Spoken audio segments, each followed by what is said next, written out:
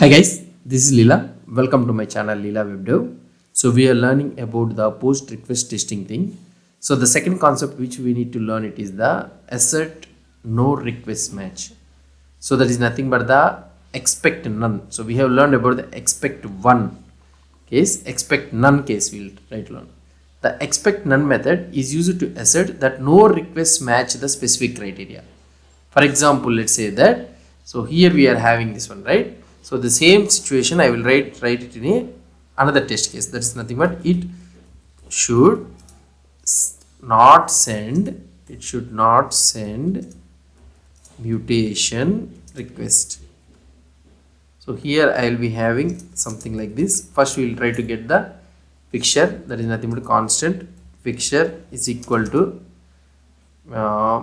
test bed dot create component of HTTP test component. So this is our test component, and here I can use fixture dot detect changes.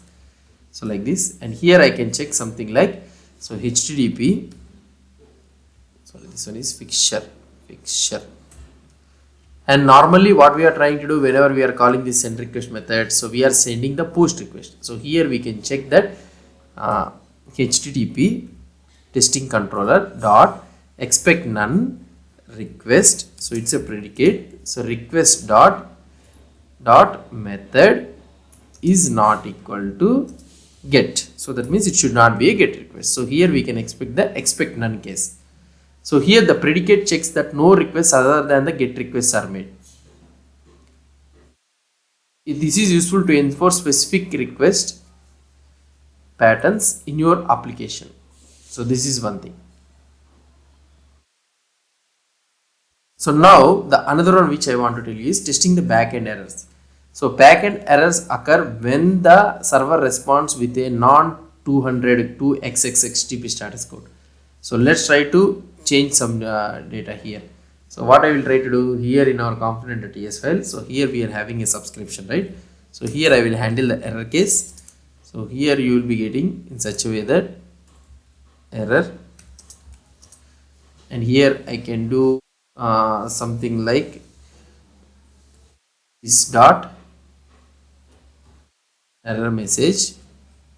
I will try to use this error message is equal to error plus error dot status text. That's it. So I will try to use this error scenario. Sorry, I will use error scenario, and here I need to keep the error. Okay, and this error message I can use it as a variable which is of type empty. So this is a simple example scenario. So let's try to handle the backend scenario here in our test case. So it should handle backend errors. So I will try to use it like this, and this is an callback function, and here in this one, so we can get these all changes, and you can call the component instance, and you can call the send request. And here what I can do, here I can get the request. So here I will be expecting only one, that is nothing but the API/config, and here I will try to send the request.flush message. So that is nothing but here like this, it is a failed. So failed status I am sending it is another than 200 500. Statistics is internal server error. So now here, so we need to get the component instance. So here I can get expect of, so fixture dot component instance dot error message should be equal to error internal server error. So here we need to be able to see that, here like this we need to be able to see, and that too what we are trying to do here, we are adding some error, right? So this also will become, so here you can check it like this, that's it, error internal server error, it will come. So this is how you can check the backend issues also. So like this we will be rating the backend errors. So now here we are simulating the backend using request.flush with the status of 500 error, and we are checking that the component updates the error message accordingly. So we are checking that whether the component updates the error message variable property accordingly or not, we are checking. And the another one which I want to explain you is the concept 5. The last concept is the checking for the network errors. So how you can check for the network errors. Network errors occur due to connectivity issues or other client side problems. So these connectivity issues will come. So now let's try to see. I will show you with a simple example. So here I can use it should handle the network. Sorry, it should handle the network errors. So here this is also a callback function, and in this one what I will try to write. So we are having the test bed fixture and all those things we can implement it. So we have got the test bed. Okay. So now we will be calling, we will be checking that only the one request should be made. That is nothing but the expect one API config. And here we need to pass the error thing. So that is nothing but request dot error of. So here we need to pass the new progress event of network error. So we are passing the network error. So progress event we are passing it. Okay, so this is the error we are passing it. And now, so what we will try to do here, we will expect the fixture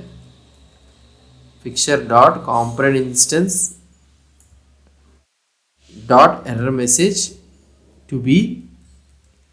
So here we can check the to be off, and here we can have something like HTTP API config unknown error, something like that. So whatever the message you will be getting, you can show it like this. So that's not a problem.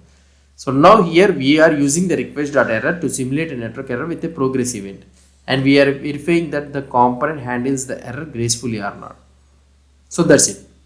So now here let's try to recap in this video. So what we have learned. So the advanced request matching with the predicates we have learned with a body, so that we are checking that here the expect one will take a predicate thing. We have checked it, and also we have checked asserts that no request match. So here we are checking expect none is other than the request. So other no request match we are checking it, and here we are checking the backend errors. So we have checked the testing backend errors. So we have checked these all backend errors, whether it is working or not. So whether if any server returns with an other than 200 code means, so for 500 code, 400 code, these things it is matching or not, we are checking it. And also we are handling the network error also. So for example, if you are not having an internet connection or something like that, so it will be handling the network error also.